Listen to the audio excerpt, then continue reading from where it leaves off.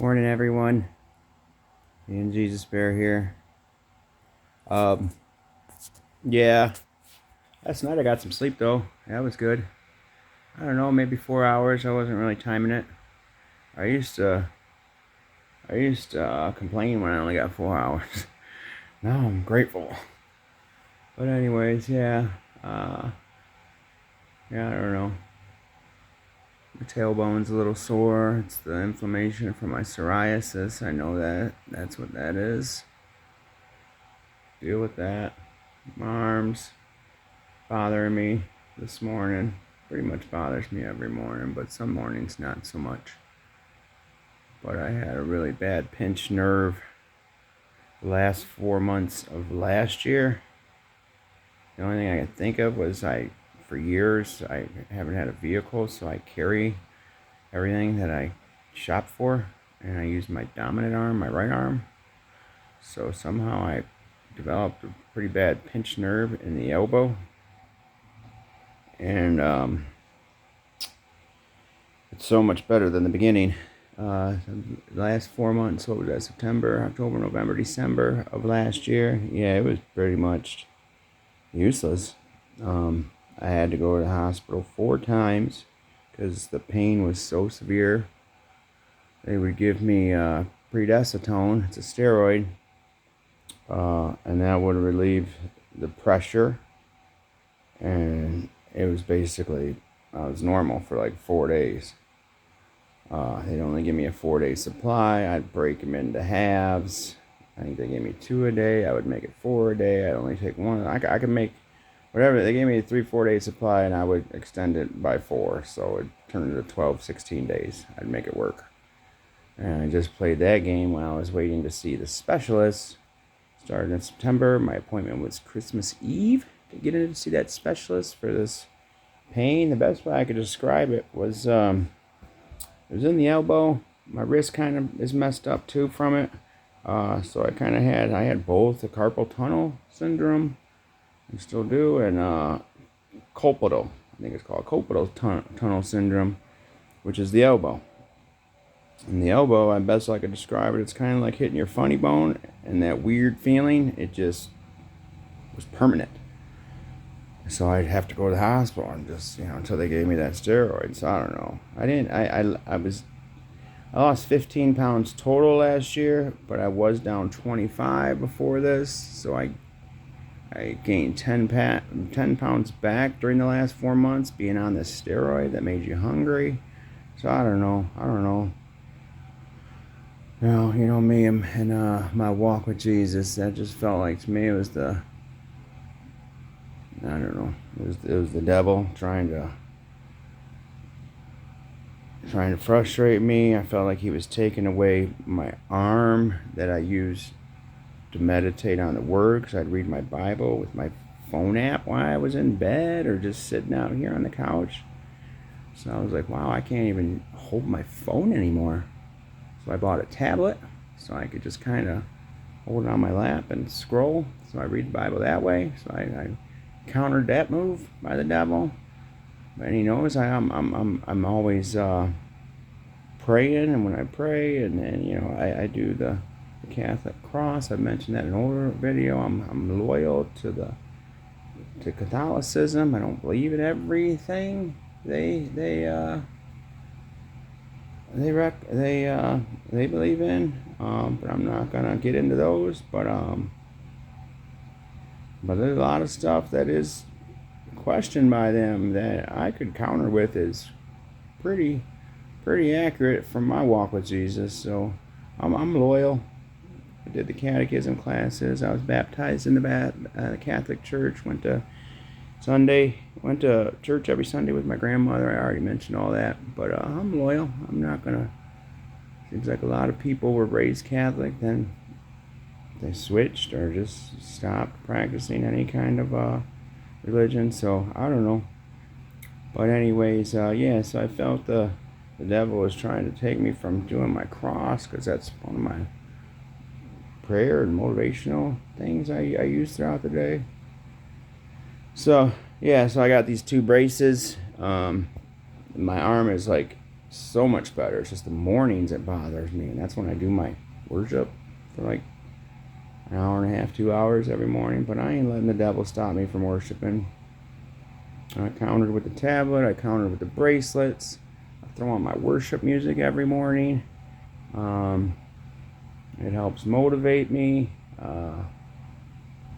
You know, um, the Lord told me you're in a season right now where you're going to break every night, but you're going to dance every day. And that's normal. Because I was just back and forth. I'm like, man. Every night I'm like, I'm done. I can't do any of this. I'm done. So here I am, still creating. Every night I'm telling the Lord, I'm like, man, I know I look silly, and I don't know. I don't know if this is what He's telling me to do is create, but I'm just putting things out there, I guess, and I'm not preparing for anything. I'm just talking to you guys authentically as myself, and getting some views on the shorter ones, which is nice. Still haven't had anybody like anything, and that's okay though. The Lord said you might be putting content out there that won't be viewed for a few years from now. Just keep creating. Reduce the consuming. You've given me everything for the last 9 years, probably about 7+ years. Yeah, my prayer life, reading the Bible, meditating on the Word. That's just what I do all day. He said, you've consumed so much for me. Now I want you to create for others. So this is all part of His will, not mine. I'm here to serve you, Lord. Use me for the kingdom of heaven. I want to make you proud. So I pray on my knees every day, twice a day, for the most part. So, anyways, I guess we'll do a longer one today. I was telling the Lord, I'll get back to where I was a few days ago. Last time I did a longer one of these, about a half hour, I guess. That's 7 minutes right now. Last one I did, I said I would continue when I came out trans. I was very happy. I was in a good place in my life. I stopped the pain pill addiction immediately. My blood pressure was dropped significantly, like 30+ points. Yeah, I think it was like 170 and it went down to like 140. This is even after years of being on medication at 170. Multiple medications. Now you come out and live your authentic life and boom, 30+ points just drop. So yeah, so it was a good time in my life. Legally changed my name, started a program at the University of Michigan for gender reassignment. Started hormones. We're approaching the April of 2026. So all this happened in April of 2016. The name change and starting hormone replacement therapy. So we're approaching the 10-year anniversary. So yeah, those 2 years coming out was great. Very feminine, very enjoying life, and I mentioned it before. It's been less than a handful of times in the last 9 years I've even put on makeup. And I've been just giving everything to God. That's where I felt was the priority. All that other stuff could either, in my mind, stop it, Lord, or put it on hold. I don't know exactly where we're going with this, but it's your will, not mine. I'm just focusing on you. So back to being happy, and then I got a new job. I had a very established retail store.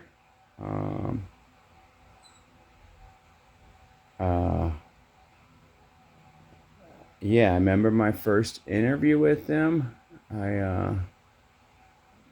When the manager who interviewed me, she said, "Wow, your resume is impressive. Why are you applying for an hourly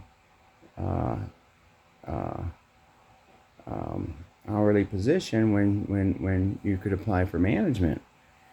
And I remember my answer. I said, that's a good question. And I'll answer it. I just went through a very ugly divorce. And my main focus is my son and getting me healthy and just working on myself. So it's all about my son and myself right now. But I said I would love to revisit this in a couple of years if things progress to where I'm hoping. And she said, absolutely, no problem. So yeah, I had a management degree. I had years of managing in a different industry, but similar concepts. I've said that before. It's just when you're managing numbers. You're managing people. You're managing products. And, yeah. So anyways, so I worked there a couple of years. Had a lot of challenges, especially when it came to pronouns. And in my mind, I was just trying to give them time to get used to things, to get them comfortable with it.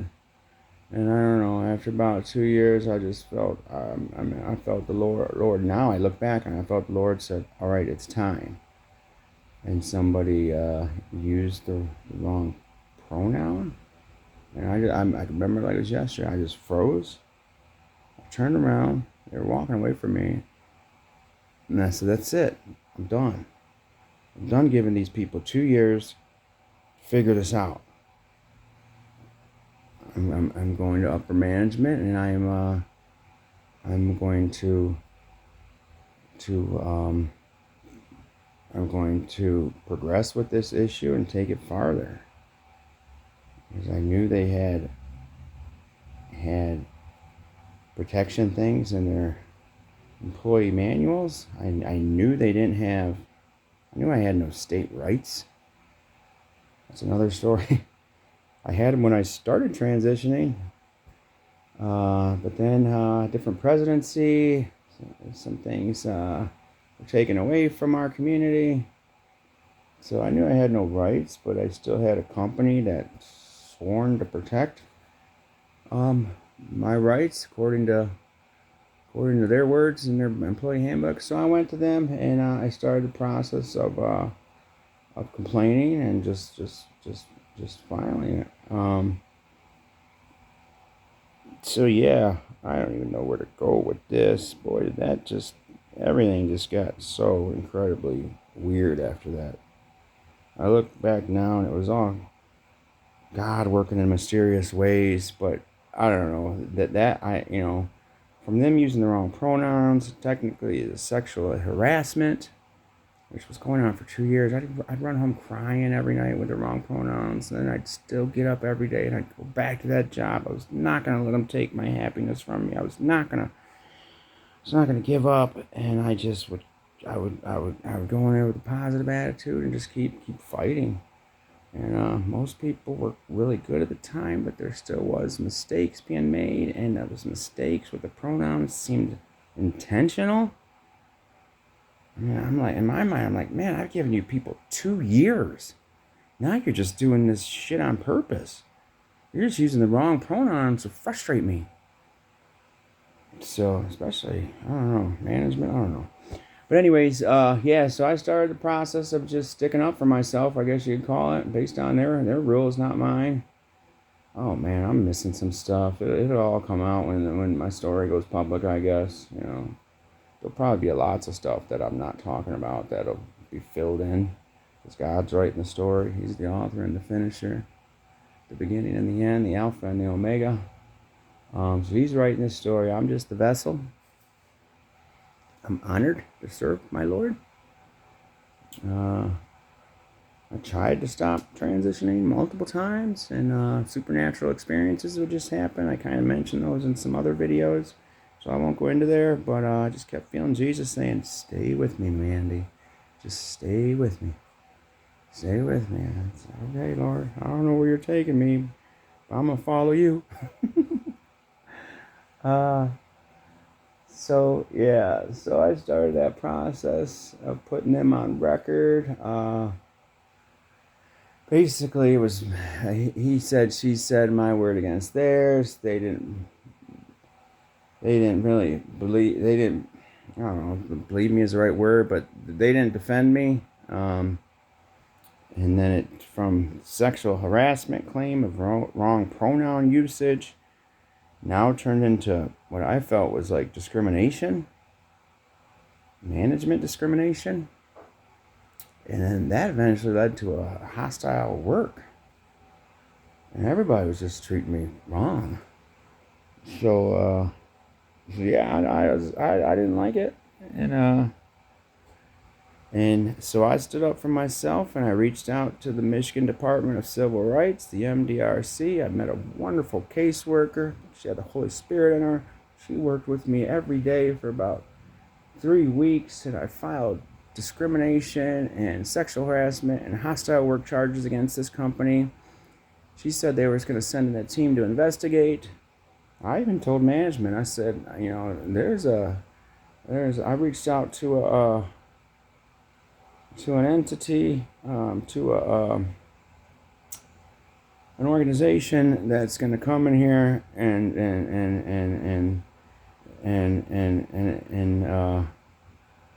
investigate, because it's what they're going to do. I knew there was retaliation rights I had. I wasn't. What could you guys do to me that you haven't done to me in the last 2 years? I told them that, and needless to say, it got to the point where I just had to leave that company, and I knew my rights, and I knew since it was at a hostile work environment, I could just legally write up a letter, turn it into them, and walk away. So that's what I did. So I'm done with you guys. I could have toughed it out probably, but I think now looking back, the Lord said it's time, just get out of there. I was immediately awarded unemployment benefits because I did everything by the law. With that hostile work, why I'm leaving, I didn't quit. I was forced out. So yeah, I don't think they fought it at all. They gave me unemployment. And there was some reasons with my housing. It was after my divorce. Me and my son are staying with my mother, and some neighbors, I guess, were making me uncomfortable. I kind of felt, this wasn't right to my mom or my son, who was 14 at the time. He was, the divorce, he was 11. So this is a couple years, and I say, I don't know, 13, I'm 14, somewhere around there. I didn't feel it was right for him. So if the neighbors were, they didn't like my lifestyle, whatever, if they were frustrating me, that's probably another video. So I just decided I gotta go. I gotta go. The Lord was telling me I gotta go. So I left. Where I'm going, I don't know.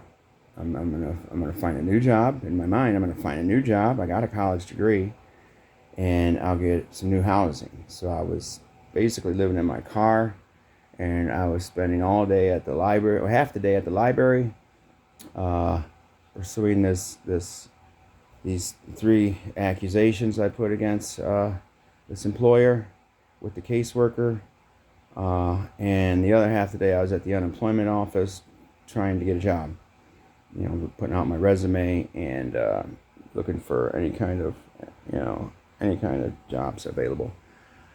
So I was doing that. I'm only getting a couple $100 a week because it's unemployment, but I was able to just eat. But then eventually I had some legal obligations with driving. My plates needed to be renewed. I didn't have the money. The $200 was basically just food. I guess you could say cigarettes too. I was still smoking at the time. Still not realizing it now. Still caving into the flesh. But yeah. So I was doing that, and I wasn't able to renew my plates. My birthday came around. I wasn't able to renew my plates. My license was supposed to be renewed. I wasn't able to do that. insurance. Who can afford car insurance? I'm just surviving, living in my car. So I didn't have those things. I kept getting pulled over by the police. They just kept writing me tickets for those things and letting me drive away. Oh man, I had so many tickets. I don't know. I think they felt bad, or it was the Lord, but they just kept writing tickets. They knew I was living in my car. They were just kind of like, here's a ticket. We're not going to do anything besides that. Take care of this. Eventually, they caught on, I guess, and they stopped just writing tickets, and they impounded it. And I don't know. I was living on the streets. I probably spent, during those 7 months of being homeless, 2 months I probably spent living in my car, and then there was 2 months at the end I was living in a hotel. So about 3 months there. I'd say about a third of that was spent living in the post office at night. I wouldn't say sleeping, but just hanging out there throughout the night. I had a P.O. box. I was waiting for some important documents to be delivered to me.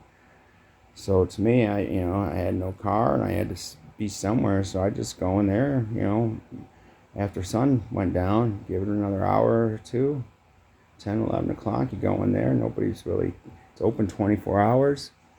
I was waiting for the mail the next day, so I just go in there, sit on the floor, and wait for the sun to come up, and then I just leave there and come back a few hours later once they put my mail in the P.O. box, check my mail, and take it from there, I guess.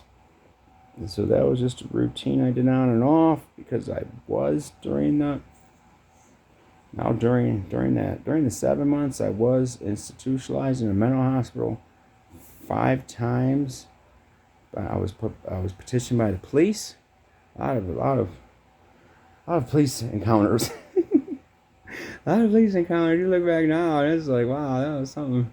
I don't know, man. They would show up, and I would stand up for myself, and I wouldn't take anything from them. And I think they realized, all right, he, whatever they're thinking, crossing some lines, but they're not breaking any laws, but they're pissing us off, so we're just gonna take him to the mental hospital. I was, post office. They'd show up at the post office, and they'd be like, you can't be here. And I'd be sitting on the floor, I'd scatter my mail, I'd say, I'm just reading my mail. I don't see any time limit restrictions. I'm just reading my mail. And I say, well, you just can't be here this long. We know you're staying overnight. And say, I don't even have to listen to you. You guys don't have any jurisdiction. Homeland Security runs the federal buildings. So leave me alone. So I'd give them crap. But I didn't break no laws. And for the most part, God bless them, I've had so many encounters with police, and I'd say 99% of them were incredibly great to me. There's just still that 1%, but it's like that in any kind of industry, any kind of public venue, culture, place. 1% of doctors don't treat you well. 1% of restaurant managers don't treat it's in every group setting. So most of the cops were incredibly good to me. Still are to this day. I live here. When it gets so bad, because the last 7 times I voluntarily went to the hospital, I'd call the police. The Garden City police would show up, Garden City, Michigan, and they knew me. Hi, Mandy, what's going on? You need a ride to the mental hospital? Please, yeah. My neighbors are stressing me out. Issues in this place with plumbing and bugs. I said, yeah, and I'm just isolated. I got to be around people. Okay, do you want us to drop you off at the front door? Or would you like us to petition you? And it depends. Sometimes I'd go in there and just say, just drop me off. And I'd be honest. I'd tell the Lord, I'm just going to be honest. Please let me get admitted. And if that didn't work, a few days later, I'm telling the Lord, I'm going to say some things I don't mean. Please have mercy on me for lying.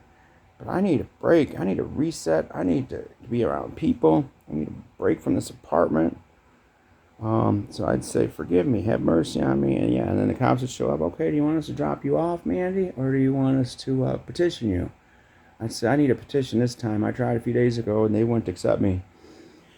And he'd say, okay, so you're not feeling well? And I'd say, yes. He'd say, you're having some negative thoughts? Yes. Possibly hurting yourself? Yes. All right, we'll draw up the paperwork and we'll take it from there. They drive me to the hospital. Good, great officers, and every now and then, as they take me, they'd be like, you got 5 warrants out still, uh, you know, uh, in Garden City. Or no, they'd say, you have 5 warrants out, 3 in Garden City, 2 in Westland. They were civil infractions. They weren't bench warrants. So I'd say, yeah, I know. I'd be like, don't forget about the one in Taylor. That was a whole nother story. Getting kicked out of a homeless shelter for being trans and kind of, I don't know. The whole entire police force. Whenever these situations would happen, the whole police force would show up. And I don't know. I'd end up. Oh man, that seems like that's another story. I jump around a lot when I do these videos. Forgive me. I mentioned that I'm not preparing for any of these. I'm not prepping. I told the Lord, I gave you my will. I tell the Lord, says, the Lord told me once, too much paperwork. Don't worry about that. So I like that idea. Too much paperwork. I'm just trusting God out here. I don't have to do all this other crap.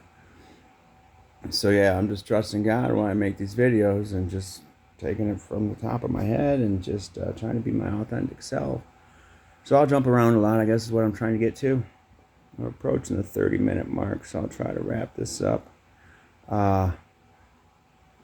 So yeah, cops are always good to me. I knew I had, and granted, these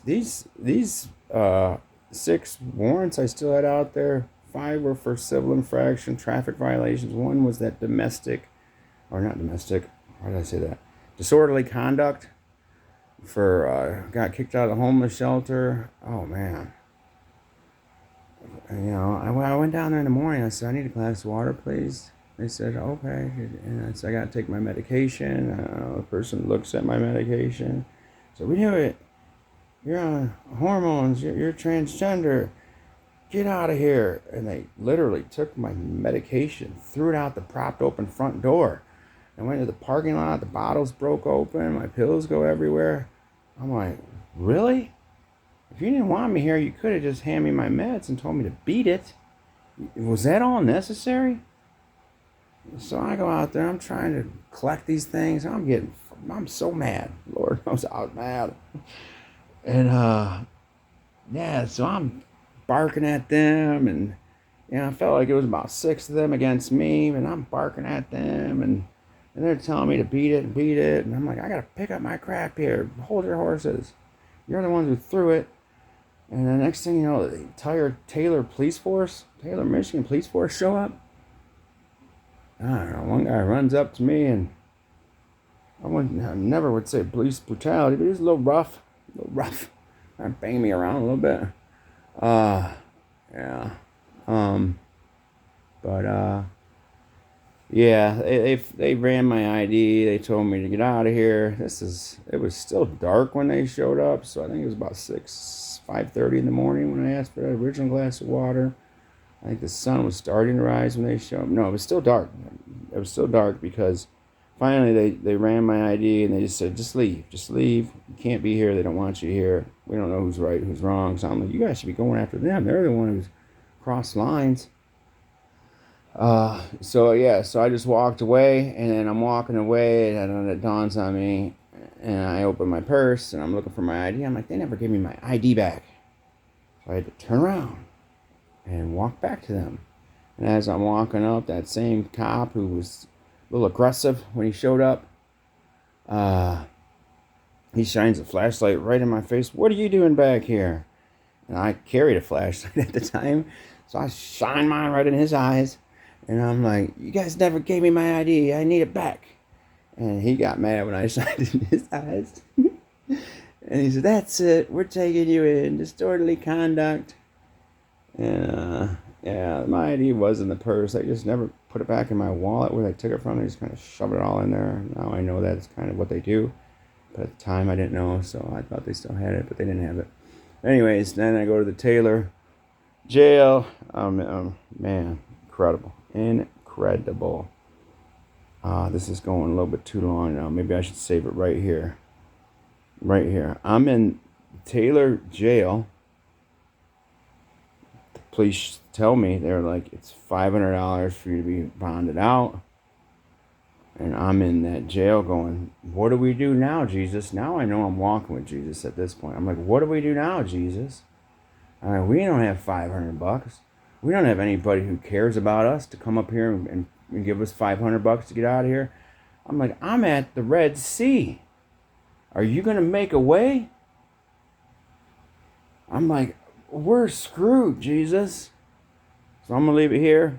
I'll try to continue the next long video. I don't know, tomorrow, a few days, whatever the Lord guides me to do. I don't know if I'll go back to those short ones that seem to get more views. These longer ones, nobody watches, but the Lord said just create. People will watch them at the right time. Just create. So I'll continue that we're in the Taylor Police Jail. I cry out to the Lord. I'm at the Red Sea. How are we going to get out of this one? And I'll tell you how we get out of that one in the next video. You guys are awesome. Trust God. Jesus is King. King of Kings. Lord of Lords. I was telling my mom the other day, I'm like, you know, if I die tomorrow, I'm with Jesus. If I live tomorrow, Jesus is with me. I already won. I won. All this other stuff, I'm not forcing. I don't call anything. People have to call me if they want things, you know. I'm not forcing. I'm not looking for anything. God has people call me to set things up because I'm just sitting back and trusting God. He's guiding my steps. So trust the Lord. Trust God. Read your Bible. Jesus loves you so much. Jesus is madly in love with you. Madly in love with you. You guys are great. God bless you. Have a wonderful day. And I'll see you later. Okay. Bye, everyone.